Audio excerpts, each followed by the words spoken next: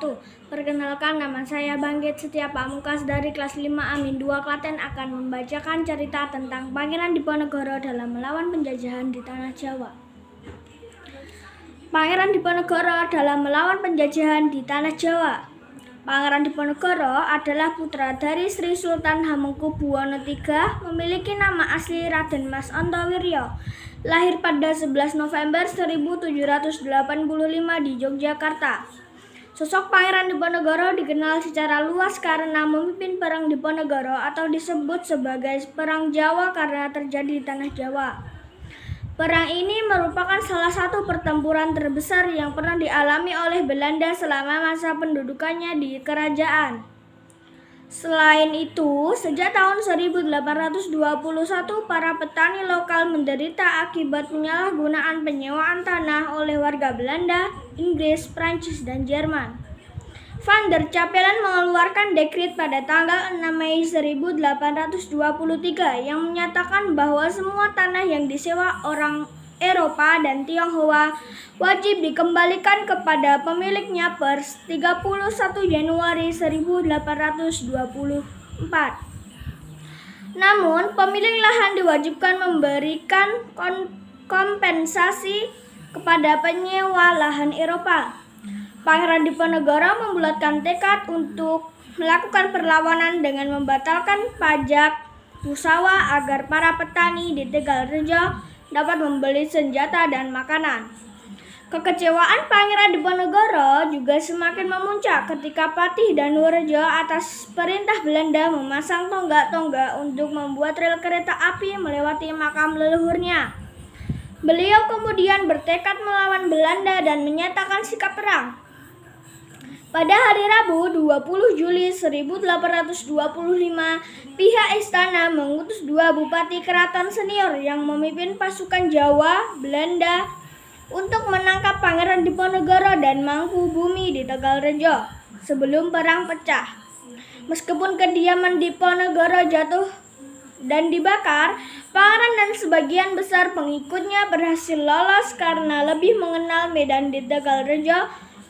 Pangeran Diponegoro beserta keluarga dan pasukannya bergerak ke barat hingga desa Dekso di Kabupaten Kulon Progo dan meneruskan ke arah selatan hingga keesokan harinya tiba di Goa Selorong yang terletak 5 km arah barat dari kota Bantul.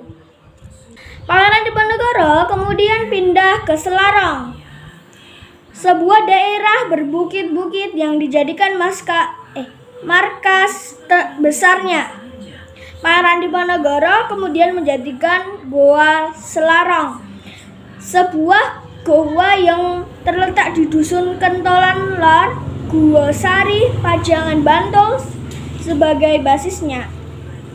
Pangeran menempati goa sebelah barat yang disebut Goa Kakung, yang juga menjadi tempat pertapaannya. Sedangkan Raden Ayu Retno Ningsih Selir yang paling setia menemani pangeran setelah 2 istrinya wafat dan pengiringnya menempati Goa Putri di sebelah timur. Penyerangan di Tegalrejo memulai Perang Diponegoro yang berlangsung selama 5 tahun. Diponegoro memimpin masyarakat Jawa, dari kalangan petani hingga golongan priai yang menyumbang uang dan barang-barang berharga lainnya sebagai dana perang. Dengan semangat Sadumuk Batuk Sanyari bumi di Tohi tekan Pati, sejari kepala sejengkal tanah dibela sampai mati. Sebanyak 15 dari 19 pangeran bergabung dengan Diponegoro. Bahkan Diponegoro juga berhasil memobilisasi para bandit profesional yang sebelumnya ditakuti oleh penduduk pedesaan. Meskipun hal ini menjadi kontroversi tersendiri, perjuangan Diponegoro dibantu Kiai Mojo yang juga menjadi pemimpin spiritual pemberontakan. Dalam Perang Jawa ini, Pangeran Diponegoro juga berkoordinasi dengan I.S.K.S.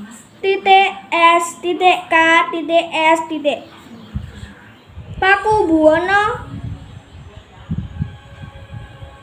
VI serta Raden Tumenggung Prawira Digdaya Bupati Gagatan. Pada tahun 1827, Belanda melakukan penyerangan terhadap Diponegoro dengan menggunakan sistem benteng sehingga pasukan Diponegoro terjepit. Pada tahun 1829, Kiai Mojo, pemimpin spiritual pemberontakan, ditangkap. Menyusul kemudian Pangeran Mangkubumi dan panglima utamanya Ali Basah Sentot Prawirodirja menyerah kepada Belanda. Akhirnya pada tanggal 28 Maret 1830, Jenderal de Kock berhasil menjepit pasukan Diponegoro di Magelang. Di sana, Pangeran Diponegoro menyatakan bersedia menyerahkan diri dengan syarat sisa anggota laskarnya dilepas. Oleh karena itu, Pangeran Diponegoro ditangkap dan diasingkan ke Manado, kemudian dipindahkan ke Makassar hingga wafatnya di Benteng Rotterdam tanggal 8 Januari 1855.